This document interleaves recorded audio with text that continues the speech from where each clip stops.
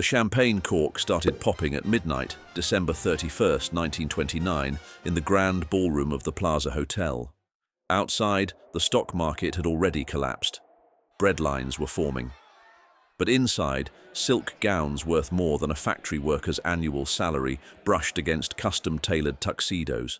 This wasn't just a New Year's Eve party. It was the final, desperate performance of an era built on outrageous excess, a world about to vanish forever.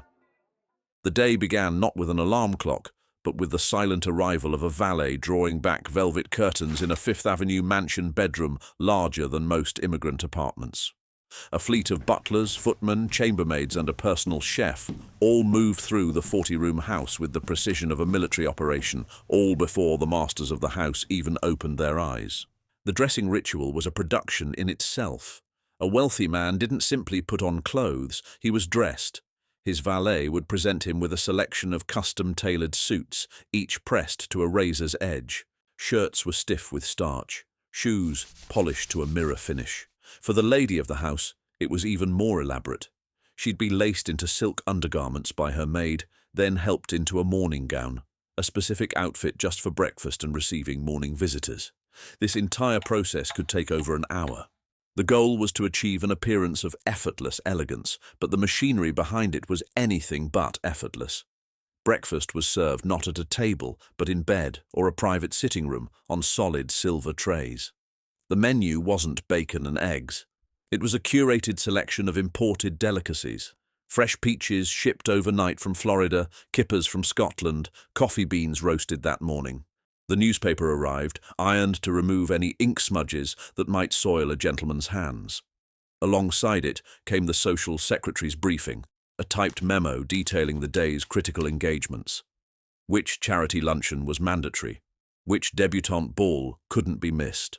Which powerful hostess would be offended by an absence? This wasn't a schedule, it was a battlefield map for the day's social warfare. And then, the first cocktail was served, often before noon. A pick-me-up of gin or a fortified wine was considered essential medicine for the lingering effects of the previous night's party. The rich weren't just drinking for fun, they were self-medicating the exhaustion of maintaining their own lifestyle. Meanwhile, the true engine of this luxury remained invisible. Downstairs, in labyrinthine service corridors, the staff worked in a rigid hierarchy beneath a stern butler and housekeeper. They weren't allowed to speak above a whisper. They entered and exited rooms through hidden passages, so the family would never witness the labor that sustained their fantasy. The gilded cage was immaculate because an army of unseen hands polished the bars every single day. By late morning, the social machinery cranked into high gear. The epicenter was the Waldorf Astoria Hotel's Peacock Alley. This wasn't a hallway, it was a runway. Every day, New York's elite would parade through in their latest fashions. Women in Parisian couture, men in London-tailored suits. They weren't going anywhere in particular. The point was to be seen, to display wealth so blatantly that it silenced any questions about its source. You'd stroll slowly, acknowledging some, pointedly ignoring others. A single misstep, an outdated hat, a rumor of financial trouble could trigger social annihilation. Lunch was the next performance. At the Ritz-Carlton or Delmonico's, a quick bite was a 3-hour, 12-course tasting menu. These meals were strategic. Business deals were struck between courses, marriages were negotiated over dessert. You didn't just eat, you networked with a fork and knife. The food was almost secondary to the conversation, which was a delicate dance of flattery, gossip, and subtle intimidation. The waitstaff were trained to be ghosts, anticipating every need without ever being noticed. A raised eyebrow was all it took to summon another bottle of illegally imported French champagne. Afternoon meant shopping on Fifth Avenue, but not as you know it. The filthy rich didn't browse. They were expected by appointment. Personal shoppers at Bergdorf Goodman or Wanamaker's would have entire collections laid out in private salons. Money was never discussed. Everything was charged to an account. The bill would be sent discreetly to the husband's office at the end of the month. A woman might spend the equivalent of a Model T on an afternoon's shopping spree without ever touching a dollar bill. This was the ultimate flex, consumption so routine it became abstract. Then came the mandatory charity events. This was where appearance became a brutal calculation. Philanthropy was a competitive sport.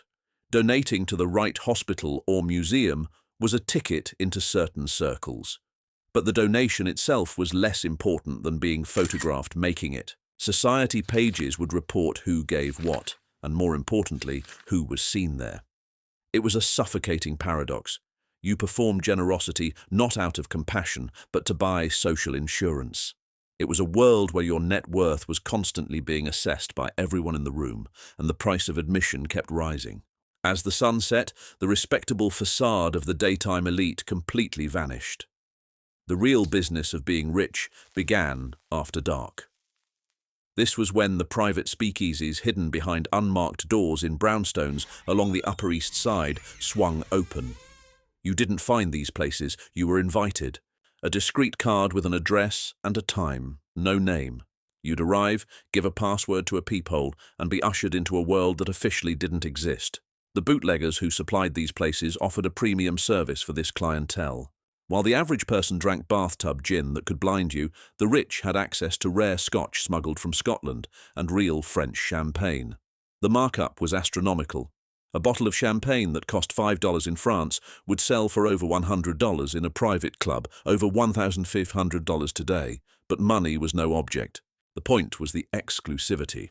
Drinking illegal alcohol was a thrill, but drinking good illegal alcohol was a status symbol. It proved your connections reached into the criminal underworld itself. Then there were the underground jazz clubs in Harlem. This is where racial barriers, for a few hours, temporarily dissolved. Wealthy white socialites would flock to the Cotton Club or smaller, more illicit spots to hear music they couldn't find anywhere else. They called it slumming. They were tourists in a culture they exploited for entertainment, paying to see black performers while the clubs often barred black patrons. The irony was thick. They were celebrating the freedom and rebellion of jazz while living lives bound by the strictest social codes.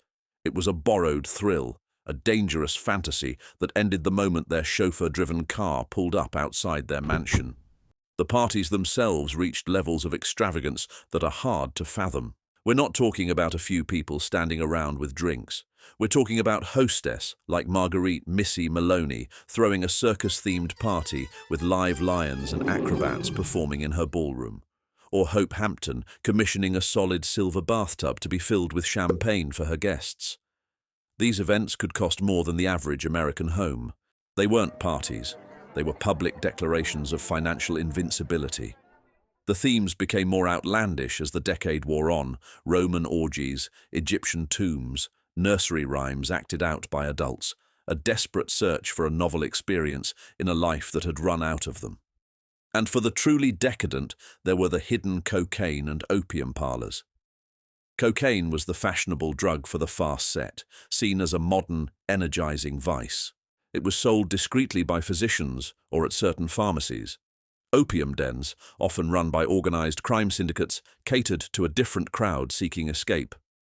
The morning after rituals for those who indulged too heavily were a science in themselves. Doctors would make house calls to administer vitamin injections and rejuvenating tonics laced with stimulants. The hair of the dog cocktail, another drink to cure a hangover, was standard practice. Their entire existence became a cycle of unsustainable stimulation and painful recovery, all funded by seemingly endless wealth. But this glittering surface masked a profound and constant terror, the fear of exposure and financial ruin. The lifestyle was a financial trap.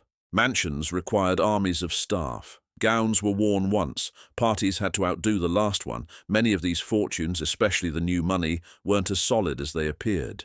They were built on stock market leverage and debt. To maintain the illusion, families would mortgage their estates to pay for their social seasons. The pressure was immense. One failed business deal, one social misstep, and the whole house of cards could collapse. This pressure led to ruthless social calculations, most visibly in arranged marriages. For the elite, marriage was a corporate merger, not a romantic union. Fortunes were merged to create dynasties. A daughter from a family with old money but dwindling resources would be paired with the son of a crude but cash-rich industrialist. Love was an accidental bonus. These unions were negotiated in drawing rooms by parents, with lawyers present. The resulting marriages were often lonely, leading spouses to seek companionship elsewhere, which only increased the demand for discreet private investigators hired to track wayward partners. The psychological toll was devastating. The term nervous exhaustion was a common diagnosis for wealthy women. The constant performance, the pressure to conform, the emptiness of a life dedicated solely to appearance, it broke people. They weren't working in factories, they were dying of boredom and anxiety. The solution wasn't rest. It was a discreet retreat to a private sanitarium in the countryside, a sort of spa for the mentally frayed, where they would be rested with sedatives until they were ready to re-enter the social whirl. It was a system designed to patch people up just enough to keep spending. And hovering over everything was the threat of scandal. In a world where reputation was everything, blackmail was a constant danger. This is why the private investigators weren't just hired by jealous spouses. They were hired by the rich to investigate each other, to find leverage. The fear wasn't just of financial loss, it was of social death. To be cut from invitation lists, to be snubbed on Peacock Alley, was a fate worse than bankruptcy for some. It was a gilded prison. They had everything anyone could want, yet they lived in fear of losing it all. The very excess that was meant to display their power had become their ultimate vulnerability, a chain of obligation and expectation that grew heavier with every passing year. The collapse didn't come from a stock market ticker. It came from a camera flash at a party that went too far. While the public thought the elite's downfall was economic, the real undoing was moral. In their relentless pursuit of novelty, secret society parties began crossing every boundary. The one thing their money couldn't control was a single guest who brought a camera. The resulting photographs weren't just scandalous. They were evidence of a decadence so profound it couldn't be explained away. The very excess, meant to display their invincibility, became the proof of their corruption. The 1929 crash merely made official what was already rotting from within. Their world wasn't ended by economics, it was eroded by a profound emptiness they could never fill. Subscribe to Untold 20s. We're just getting started uncovering the stories they never taught you in history class.